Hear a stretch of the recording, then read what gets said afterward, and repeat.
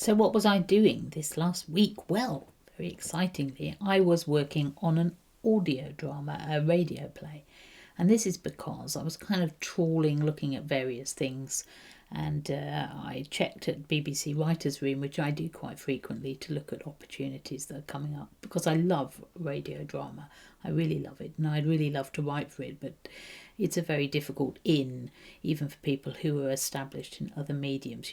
You have to keep plugging. And unfortunately, I have to also earn a living. So I can't keep always plugging.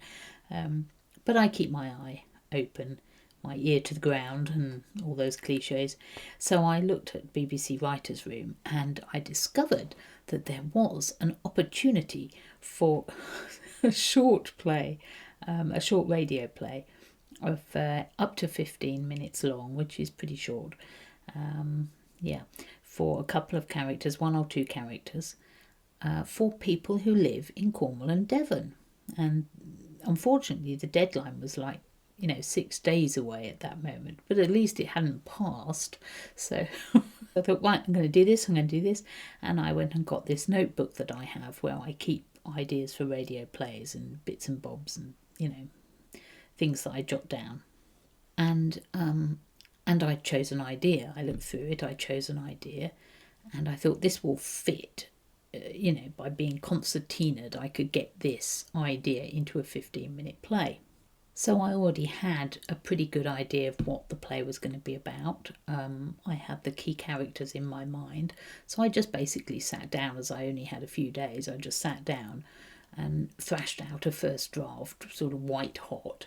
Got it done in, I would say, 2 days. It took me to write the full 15 minutes with a bit of backwards and forwards, cutting things and so on.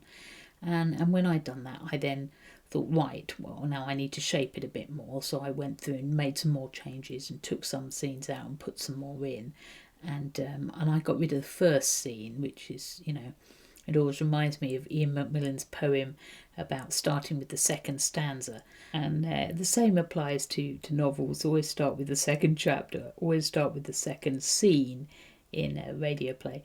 So I went through, got rid of the first scene, and sure enough, with a couple of tweaks, it worked just as well and was a much quicker in.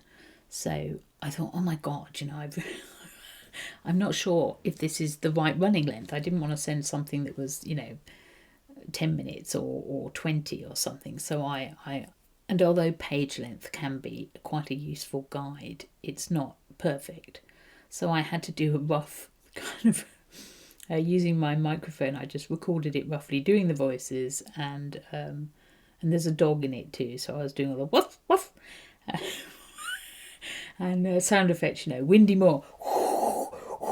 Because I didn't have time to go and, look up all these sound effects and put them in. I was just, doing it myself.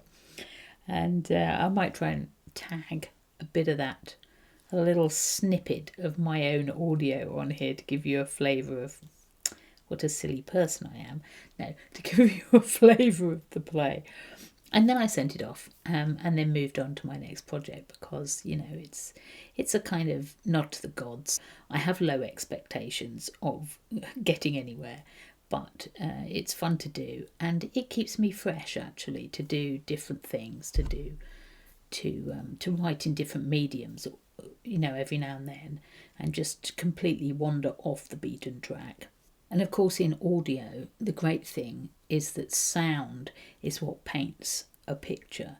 So when you're writing a novel, you have to paint a picture with words, with paragraphs, with, using the negative white space, if you like, a bit like a poem. You're trying to create an experience for the reader using just text. But in audio, it's more, I suppose it's more dynamic, really. And also sort of, you have to be more of a lateral thinker and an audio thinker. You have to consider how it's going to sound and try and paint pictures of things using only sound, which is actually quite complicated when you want to create a particular effect. Sometimes you have to change what you wanted in order to make it more possible, in order to make it feasible to create that effect. So that's what I was doing this past week. I'm DS King. Thank you for coming, Sergeant. Yellow morph in the dead of winter. I just hope this isn't a wild goose chase. Woof, woof! Jodie's dog, Agnes, barks aggressively. Agnes, sit! Sorry, she's not used to strangers.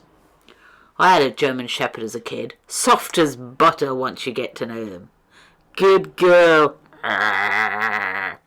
Okay. So you've got me here. Which way?